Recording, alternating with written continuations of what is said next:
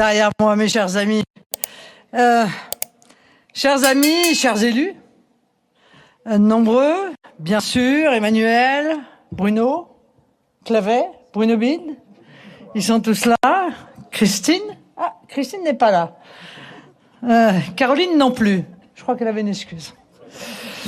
Marc, Auguste, bien sûr. Je suis évidemment extrêmement heureuse de vous retrouver après cette pause estivale. Il faut bien l'avouer, cette coupure était particulièrement nécessaire après une année où les crises multiples, économiques, agricoles, politiques, ont mis les organismes à rude épreuve. J'espère que vous en avez tous profité pour vous ressourcer, profiter de vos proches et prendre soin de ceux que vous aimez. En préambule, permettez-moi d'abord de me réjouir du brillant succès des Jeux Olympiques, qui a fait la fierté de tout un peuple. Je veux remercier ici non seulement les athlètes français qui ont porté très haut nos couleurs, mais aussi l'ensemble des forces de sécurité, policiers, gendarmes, sapeurs-pompiers qui ont rendu cet événement possible, sans oublier les milliers de bénévoles qui ont tant contribué à ce succès.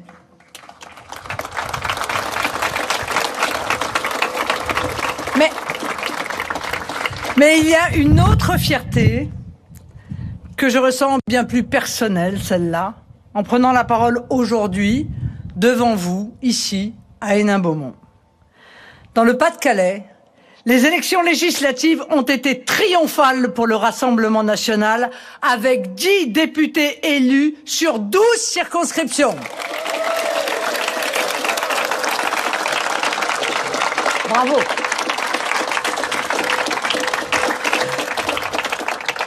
Merci, chers amis, pour cet honneur que vous nous faites en nous accordant toujours plus votre confiance, élection après élection.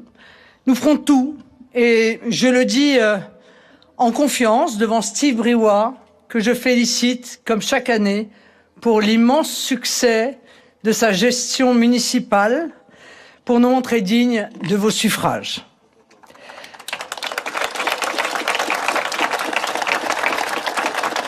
De notre côté, nous avons bien sûr mis à profit cet été pour analyser la situation politique du pays après le chaos créé et entretenu pendant 2 interminables mois par le président de la République. En plongeant notre pays dans une crise politique sans précédent depuis 50 ans, Emmanuel Macron a fait ce qu'il sait faire de mieux depuis 7 ans, diviser. Dans l'espoir sans doute de régner encore un peu après 2 désaveux cinglants aux élections européennes puis législatives. Il aura été le premier président à réaliser l'exploit, malgré la solidité des institutions de la Ve République, de rendre notre pays ingouvernable. Et si cette crise s'est distinguée par son intensité, elle n'en est pas moins la suite logique de la méthode de gouvernement mise en œuvre depuis 2017. Depuis 7 ans, en effet, le mode opératoire d'Emmanuel Macron est fondé sur 2 piliers. D'un côté, les foucades verbales, le mépris, la caricature. De l'autre, la prise de décision en petit comité par quelques technocrates initiés, qui se pensent d'ailleurs omniscients, sans jamais consulter, sans jamais se remettre en cause. C'est ce que j'ai plus d'une fois appelé sa relation toxique avec les Français, qui a été la source de crises multiples depuis 2017. Les gilets jaunes, la crise des agriculteurs, la retraite, bien sûr, la réforme des retraites, et la liste est interminable. Si encore cette méthode avait permis de réparer notre école et notre hôpital, de réindustrialiser la France, de remettre de l'ordre migratoire et sécuritaire en France, d'assainir les finances de notre pays, bref, si M. Macron avait un bilan politique à faire valoir, sans doute les Français pourraient-ils lui pardonner tout cela. Mais de fait, il n'en est rien. Nous connaissions déjà les chiffres records de M. Macron en matière de déficit commercial, de dette publique, d'immigration et d'insécurité. Nous pouvons désormais y ajouter une triste performance, celle d'avoir affaibli comme jamais nos institutions. Mais pour que le triste spectacle de cet été puisse avoir lieu, il ne suffisait pas d'un metteur en scène. Il fallait aussi des acteurs complaisants. Et de ce point de vue, tous les partis politiques depuis 2 mois ont été au diapason du scénario concocté par Emmanuel Macron. Tout au long de l'été, c'est un véritable festival d'hypocrisie et de posture que nous avons assisté, digne des pires heures de la 4e République. Avant les élections, ils étaient tous ennemis.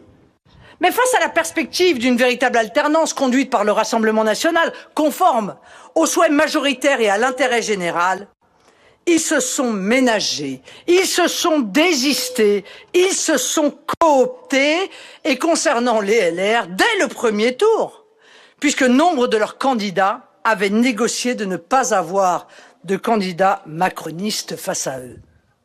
Cette trahison démocratique a été appliquée dans plus de 200 circonscriptions, plus du tiers de l'Assemblée. Des responsables politiques se revendiquant chaque matin de la droite, comme Xavier Bertrand. Oui, c'est notre ex-futur Premier ministre.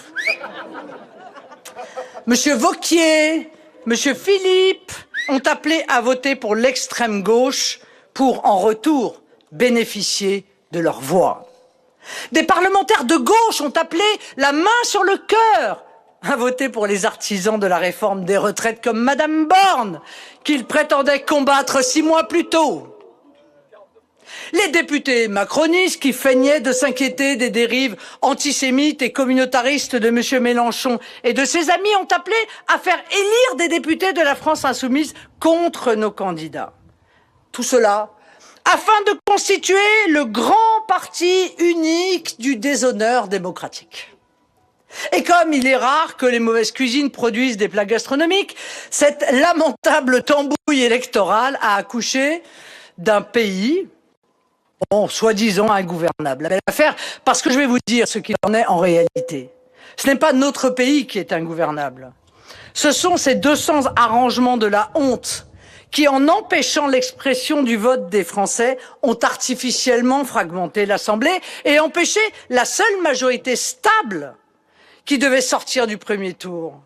Celle des députés Rassemblement national qui auraient soutenu le gouvernement Bardella. Et cette Assemblée, d'ailleurs, les partis politiques ne se sont pas contentés de la morceler. Ils ont également affaibli sa dignité et sa légitimité. Car si elle compte désormais dans ses rangs un triple fichier S en la personne de Raphaël Arnaud, c'est à cause d'eux. Si elle compte désormais dans ses rangs des parlementaires qui se livrent à des intimidations physiques et refusent de saluer leurs collègues comme Sébastien Delogu, mais c'est à cause d'eux.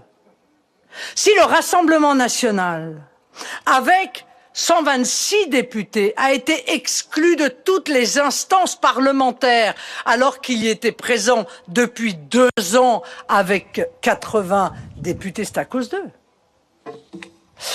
Le plus honteux, sans doute, c'est le nom qu'ils ont, une fois encore, osé donner à cette entreprise de torpillage de la démocratie, le barrage républicain. On croirait lire George Orwell. Vous savez, la vérité, c'est le mensonge, la paix, c'est la guerre, la liberté, c'est l'esclavage. Comme dans une dystopie où tout serait inversé, ce sont les architectes du plus grand déni de démocratie de ces dernières décennies, au détriment de nos 11 millions d'électeurs, qui se prétendent protecteurs de la République. Mais quelle vaste hypocrisie. Alors, dans ce paysage politique désolé, la nomination de Michel Barnier est un pis-aller. Loin de l'espoir que le Rassemblement national et ses électeurs portent pour la France. Mais sûrement mieux qu'un Premier ministre d'extrême gauche avec son programme délirant et sa haine en bandoulière. Force de cohérence, de proposition et de stabilité, notre mouvement n'a jamais joué la carte des divisions stériles et des querelles ineptes, qui n'ont qu'un seul effet, la paralysie du pays et la perte de foi pour des millions de Français en l'action politique. Voilà 2 poisons contre lesquels inlassablement nous continuerons de lutter. Voilà pourquoi, en votre nom, nous serons exigeants.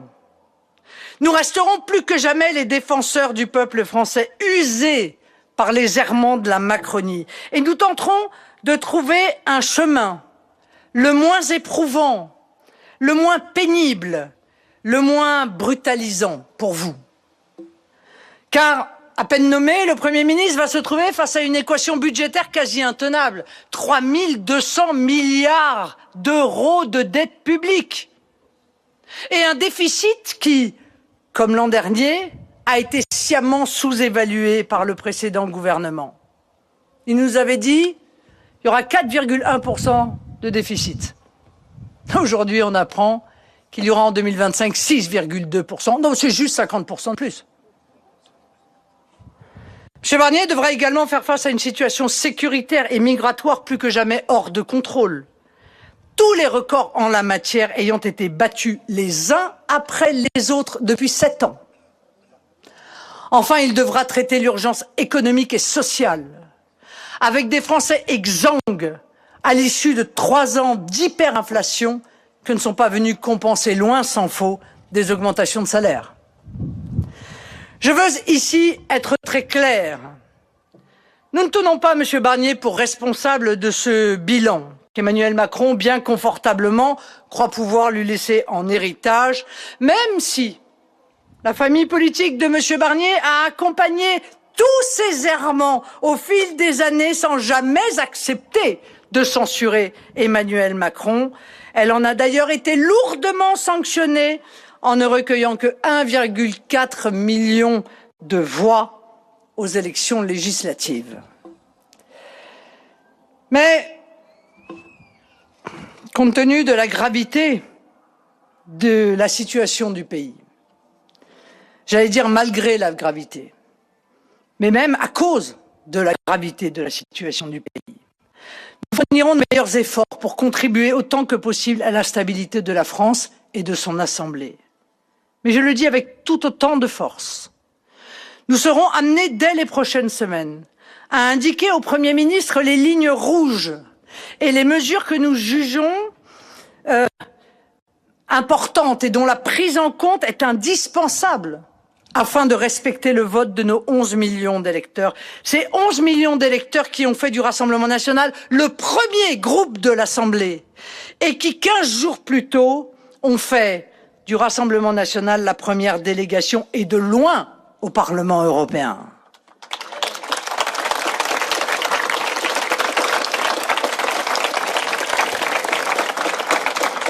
M. Barnier ne devra ni oublier les aspirations des Français exprimées lors des législatives, ni la condamnation claire issue du scrutin européen sur les multiples dérives de Mme von der Leyen qu'ils ont pourtant réélue. Après 2 mois où la démocratie aura été tant maltraitée, au risque d'exaspérer et parfois de désespérer nos compatriotes, il est de notre devoir de rendre justice autant que possible aux volontés exprimées par les Français et de mettre le futur gouvernement sous surveillance. Nous n'accorderons pas de blanc-seing. Que les choses soient là encore très claires. Si au fil des semaines, les Français devaient à nouveau être oubliés ou maltraités, nous n'hésiterons pas à censurer le gouvernement.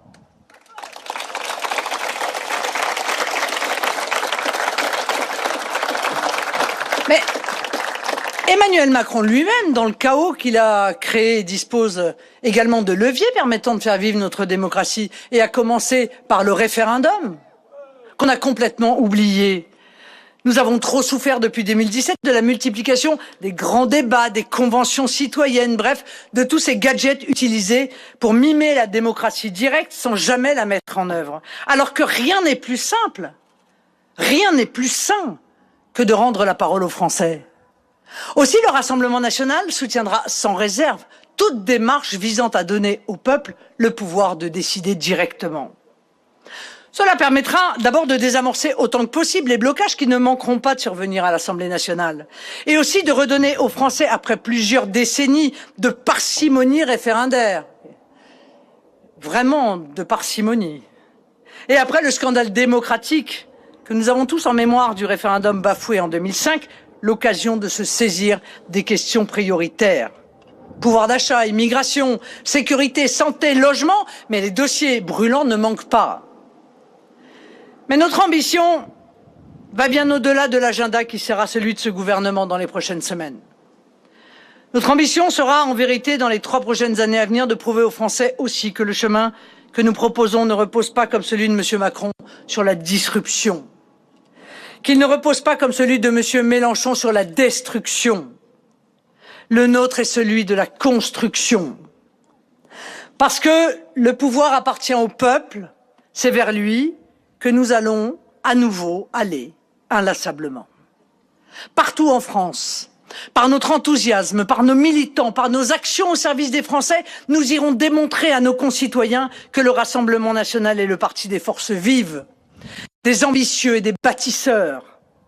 Car nous ne voulons pas, nous, supprimer, réécrire ou évacuer l'histoire et le patrimoine de la France, comme le propose leur cancel culture.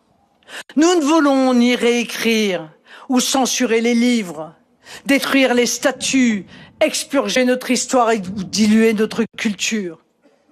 Nous cherchons, nous, dans ce patrimoine, cette histoire et cette culture, les joyaux qu'il nous reste encore à découvrir, à chérir et à enseigner à nos enfants. Nous ne voulons pas, nous, fermer des usines, interdire les voyages en avion, spolier les entreprises pour faire plaisir à des écologistes punitifs qui sont prêts à sacrifier notre niveau de vie sur l'autel de la décroissance. Nous cherchons les innovations et les trésors de créativité qui permettront de protéger l'environnement sans compromettre la prospérité collective. Nous ne voulons pas, nous, accroître encore l'immigration pour pallier notre déficit de naissance ou alimenter en travailleurs clandestins les secteurs dits en tension.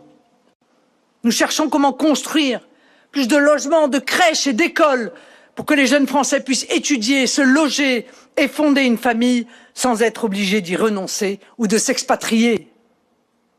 Nous cherchons comment permettre aux entreprises d'augmenter les salaires sans mettre en danger leur survie pour regagner en attractivité dans les secteurs qui en ont besoin.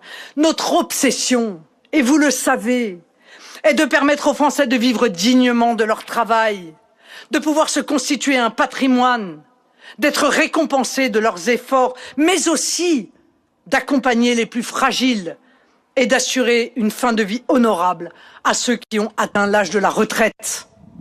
C'est cela être des bâtisseurs. Proposer aux Français un chemin de confiance, de croissance et de rayonnement pour notre pays.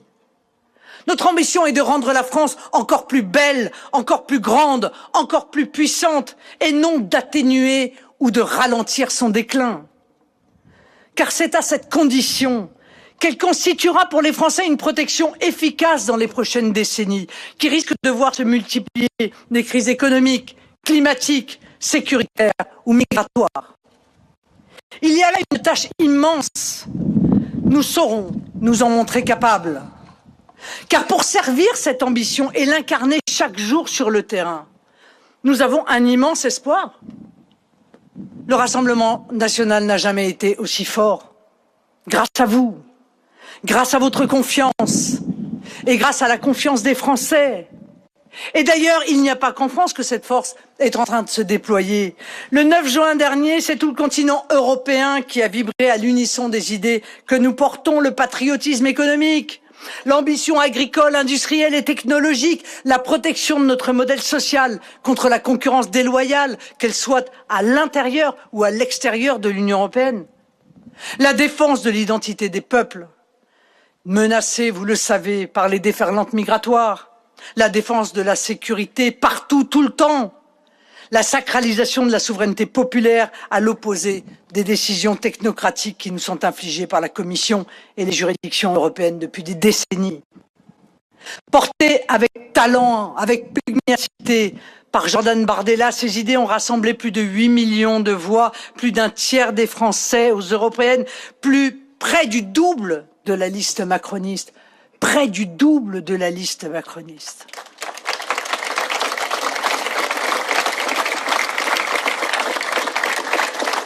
Et puis, je vous l'ai dit, il y a eu les élections législatives où cette fois ce sont 11 millions de suffrages qui se sont portés sur les candidats du Rassemblement national partout en France.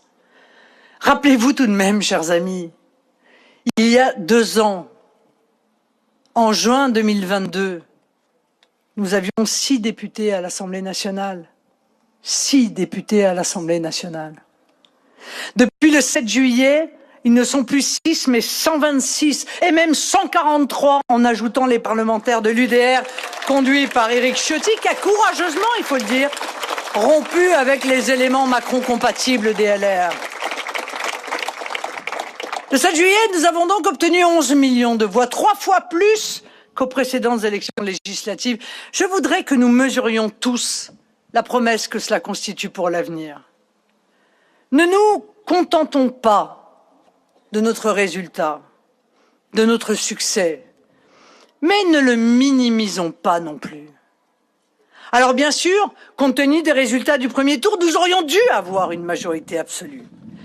Les magouilles nous en ont privés, ils en ont privé le pays, mais loin de nous décourager, leurs manœuvres renforcent notre détermination à retourner sur le terrain, à voir plus encore de Français, à les convaincre, à être encore plus audibles, plus structurés, plus performants. Ah, c'est vrai que c'est notre côté perfectionniste, voyez-vous ? C'est-à-dire qu'au Rassemblement national, avec 143 députés, on se demande comment on aurait pu faire encore mieux. À la France insoumise, quand on en a 72, on crie, on tempête, on manifeste, on menace, si l'on n'est pas nommé à Matignon.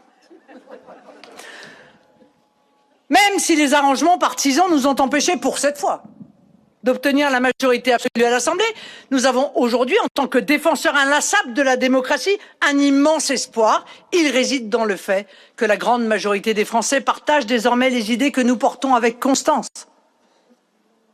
Ils sont une majorité à considérer qu'il faut réduire drastiquement l'immigration qui nourrit la violence, affaiblit notre économie et ruine notre système de protection sociale. Ils sont une majorité à vouloir la restauration de l'autorité de l'État dans les centaines de territoires laissés aujourd'hui à la main des trafiquants et des mafias. Ils sont une majorité à soutenir la production énergétique, industrielle ou agricole sur le sol national pour garantir notre souveraineté et protéger le pouvoir d'achat des Français. Et puis ils sont une majorité à vouloir redresser les comptes publics dont la situation crépusculaire compromet aujourd'hui par sa gravité notre souveraineté elle-même. Cette adhésion toujours plus large à nos idées fait du Rassemblement national le premier parti de France. Le seul qui soit capable d'incarner non seulement l'alternance réclamée par nos compatriotes, mais aussi de rétablir la concorde et la stabilité. Ce qui nous différencie du triste théâtre politicien de ces derniers mois, c'est un attachement profond, consubstantiel à la démocratie.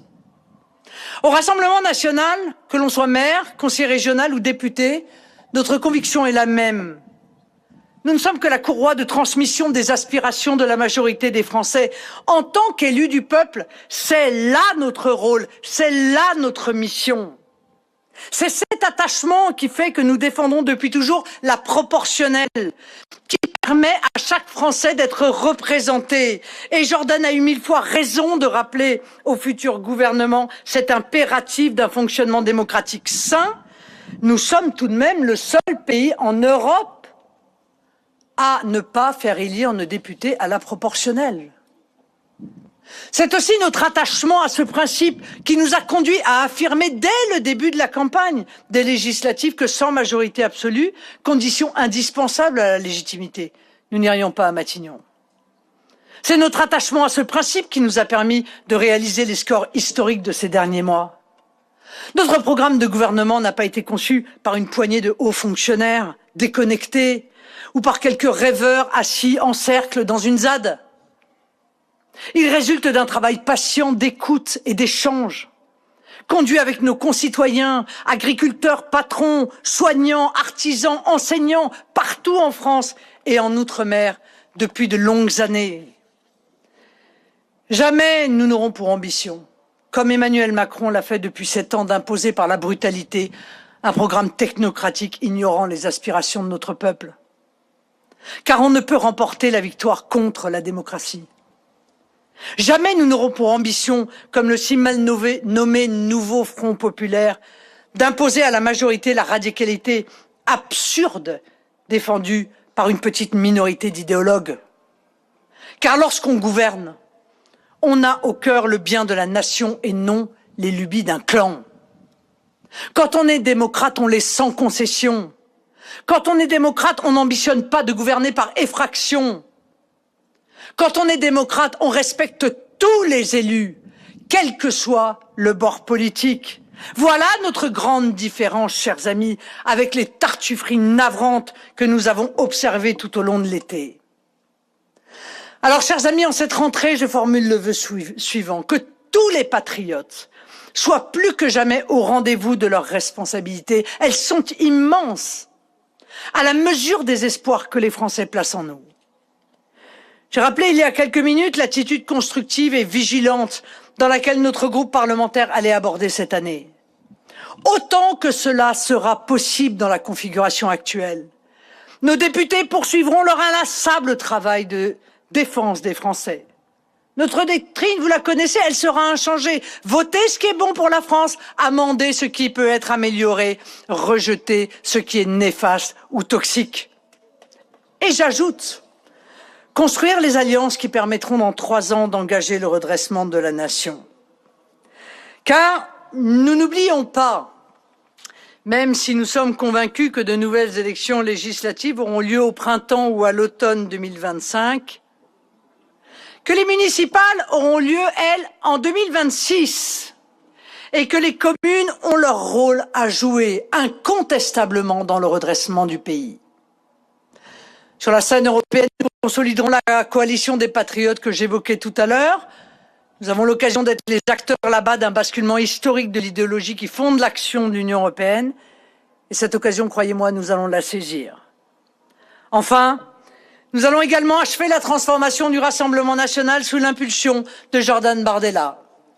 Dans chaque territoire, nous aurons l'ambition de détecter, de former et de tourner vers l'exercice de responsabilités politiques les milliers de militants, de sympathisants et d'électeurs qui incarneront demain les élus locaux ou nationaux du renouveau démocratique dont la France a tant besoin.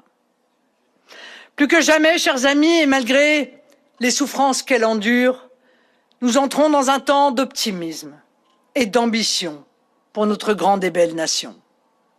Jamais nous ne céderons à la résignation et à la médiocrité des querelles du jeu politicien. Jamais nous ne laisserons le brouhaha du quotidien nous détourner de l'ambition immense que nous portons pour la France et pour tous nos compatriotes. Jamais nous ne laisserons passer une seule occasion de porter au plus haut nos 3 couleurs, envers et contre tout. Voilà aujourd'hui mon souhait le plus cher. Que cette année qui commence soit celle des ambitieux, des patriotes et des bâtisseurs. Je compte sur vous pour nous accompagner dans cette mission de redressement du pays. C'est la plus belle, la plus noble d'entre toutes. Vous pouvez aujourd'hui et demain compter sur Jordan Bardella, compter sur nos élus et sur moi, partout en France, pour porter vos voix. Plus que jamais, chers amis, haut les cœurs, soyons tous à la hauteur qu'exige de nous le service de la France. Vive la République et vive la France!